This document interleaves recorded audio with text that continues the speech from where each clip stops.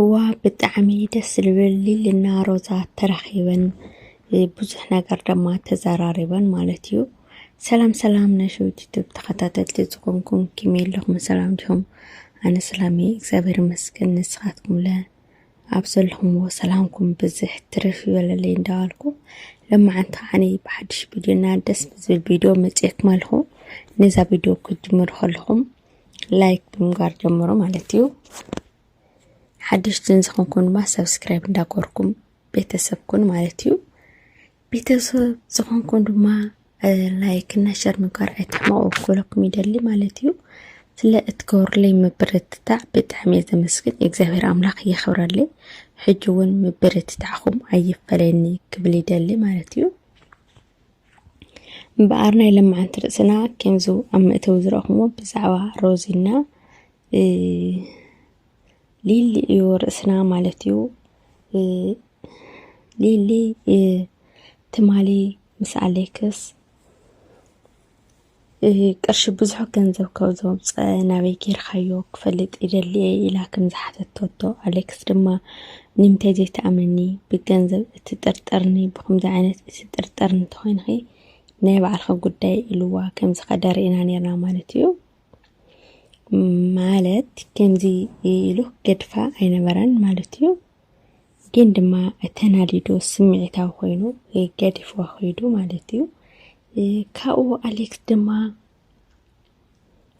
ተጋጊአ ይቅርታ ግበረለይ ኢሉ ድማ ከም ዝመፀ ቪድዮ ከም ዝሰርሐ ርኢና ነርና ማለት እዩ። ኣነ ካብ መጀመርያ ናተይ ጥፋት ምዝኾነ ዓርከ ሓዲረ ኢልዋ ማለት እዩ። ሊሊ ክትጠራጠር ዝገበራ ብዙሕ ነገር ባዕሉ እዩ ተናጊሩ ማለት እዩ። ሓደ ግዜ ምስ ቤተሰብ ይብል፣ ሓደ ግዜ ኣብ ሆቴል ይብል፣ ሓደ ግዜ ብዙሕ ነገራት ስለ ዝሮ እንዳተናገረ ነይሩ። ካብኡ ተበጊሳ እውን እያ ክትጠራጠር ዝኸኣለት ሊሊ ማለት እዩ። ኣይተሓዛን እዩ። ብዙሓት ሰባት ደሞ ኣብ ኮመንት ወቂስኩም ኢኹም ንምንታይ ኸ ሰብኣይ ከለይተኣምኒ፣ ንምንታይ ኸ ሰብኣይ ሓሻው ትብሊ ኢልኩም ብዙሓት ቤተሰብ እንዳወቀስኩማ ነይርኩም። ሊሊ ድማ ደስ ኣይበላይ ዝወቀሳዙ ማለት ንምንታይ ኸ ሓሽ ክትብልኒ እማ እንታይ ኣነስ እንታይ ክገብሮ ነርኒ ቱ ሓሻዊ ዝብል ቃል ብዙሕ ሰብ እንዳተፀየፈ እዩ ነይሩ። ተስሒት ከኣኻ ወይ ከዓ ስሕተት ኣለካ ተትብሎ ዶ ምሓሽ ነይሩ ይኸውን ቤተሰብ ማለት እዩ። ካብ ኮመንታሪኣ ክትጥረም ድማ ተስፋ ይገበር ማለት እዩ። ኮመንት ሃናፂ ምዃኑ ካብኡ ርኢኻ ከም ትስተኻኸል ወይ ከዓ ናይ ቤተሰብ ከም ተኽብረሉ ምዃኑ እየ ዝኣምን ኣነ እውን እና ግድን እዩ ክትገድፎ እያ ዝብል ተስፋ ኣለኒ። ንምንታይ ብዙሓት ቤተሰብ ስለ ዝወቀስኩም ኢኹም ንምንታይ ሓሻው ትብሊ ሰብ ኣይኮነን ድዩ ዝብል ብዙሕ ስለ ዝረአኹ እየና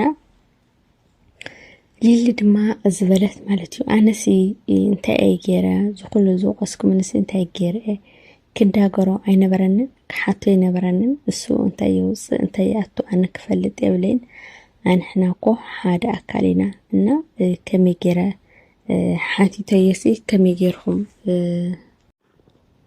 ስለዝሓተትክዎሲ ከመይ ገይርኩም ብሕማቅ ነገር ተሓስቡለይ ወይ ከዓ ኣነ ንዕኡ ከም ዘይኽበር ወይ ኣነ ክጨቃጨቅ ዝደለኹ ኢኹም ጌርኩም ወሲድኩም ግን ከዓኒ ኣረዳዳእና ይፈላለዩ ብኸምኡ ክትረድኡ የበልኩምን ቤተሰብ ኣብ ናተይ ቦታ ኮይንኩም ተትርድእዎ ብጣዕሚ እዩ ደስ ዝብለኒ እንዳበለት እያ ማለት እዩ። ካብኡ ኣሌክስ ናቱ ጥፍኣት ምዃኑ ይቅርታ ድማ ከም ዘላሪና ና በቃ ካብ መጀመርያ ናተይ ጥፋት እዩ። ኣነሲ ተናዲደ ደገ ክሓድር ኣይነበረኒ ተናዲደ ደገ ከይድ ኣይነበረኒ ግን ከዓ ምንም ዝሰራሕዎ ጥፋት ምንም ዝወደልክዎ በደልሲ የለን። እዚ ኩሉ ቅርሺ ድማ እሽዒቱ ኣይኮነን ወፂኡ ዝኾነ ዕዳ ስለ ዝነበረኒ እየ ክኸፋፍሎ ኣውፅአዮ እምበር ኣብቲ ሽዒት ኣይኮነን። ሓደ ስልኪ ሒዘ ይኸድኩይ ሞባይል ኣካውንት ሲ ብምንታይ ክጥቀም ቴሌፎን ሒዘዮ ኣይከድኩን ኣብ ገዛኤ ገዲፈ ዮ ኸይደ ነይረና ከምዚ ክትጠራጠርኒ ኣይነበራክን ሰለስተ ጠራጠርክን ኣነ እውን ድማ ብጣዕሚ ስምዒታዊ ኮይነ ብጣዕሚ ተናዲደ ገዲፈክ ዝኸድኩ እና ይቅርታ ግበረለይ ሕጂ ኣብ ክንዲ ምክብካብ ሰላም ምፍጣር ናብ ጭቅጭቃት ኢና ኣነ ኣይምችወኒ ከምዚ ዓይነት ክጨቃጨቅ ኣይደልን እየ ከም ዝበላ ማለት እዩ ኣነ እውን ሌለ ማለት እዩ ኣነ እውን ጭቅጭቅ ኣይፈትነ ክጨቃጨቅ ደለለ ይኾንኩ ሓቂ ስለክፈልጥ ዝደለኸ እየ ኩሉ ነገር ክፈልጥ ስለዘለኒ እንዳእምበር ወይ ከዓኒ ለይኣምነካ ወይ ካልእ ኮይኑ ይኮነ ግን ዝወፀ ቅርሺ ግድን ክፈልጥ ስለዘለኒ ከምኡ ኢለካ ማለት እዩ እዚ ድማ ምንም ዝኮሪ ወይ ከዓ ዝናድድ ነገር የብሉን ሕጂ ብቻ ይኮንኪ ዝሓተካ ኩሉ ግዜ ዝሓተካ ነይረ ንምንታይ ማዕረክ እንደዚ ኣናዲድካ ግን ኣነ ክርድአኒ ኣይከኣለን እንዳወለት እያ ማለት እዩ በቃ ኣሌክስ ኣይደግምኒ ኣጥፊኤ ይቅርታ ብቻ ክብርለይ ኢሉ ይቅርታ ከም ዝሓተታ ማለት እዩ ካው ድማ ሊሊ ኣይተሓየሊ ፀባይ ክሲ ይሕየል ትብልን ለኸና ፀባይ ግን እሽተን ኣስተኻኸሊ ኣይተሓየልን እንዳበላዩ ኣነሞ እንታይ ገይረ ምንም ዝሓየልክዎ ነገርስ የለይ ሓቂ ሒዘ ተኸራኺረ ሓቂ ሒዘ ተዛሪበ እና ምንም ዘብል ነገርሲ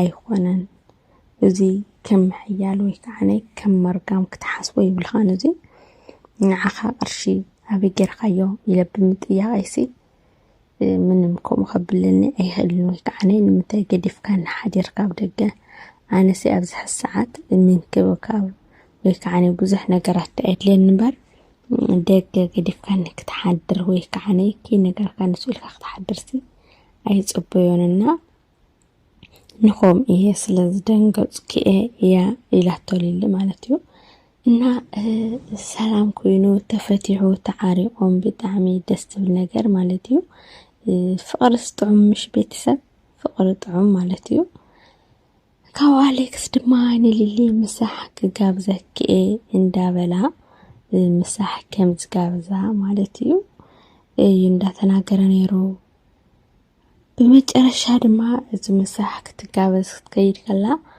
ንሮዛ ከም ዝረኸበታ ማለት እዩ እዩ ተፈሊጡ ዘሎ ሮዛ ድማ ነፍሰ ጾር ምዃና ነጊረኩም ነይረ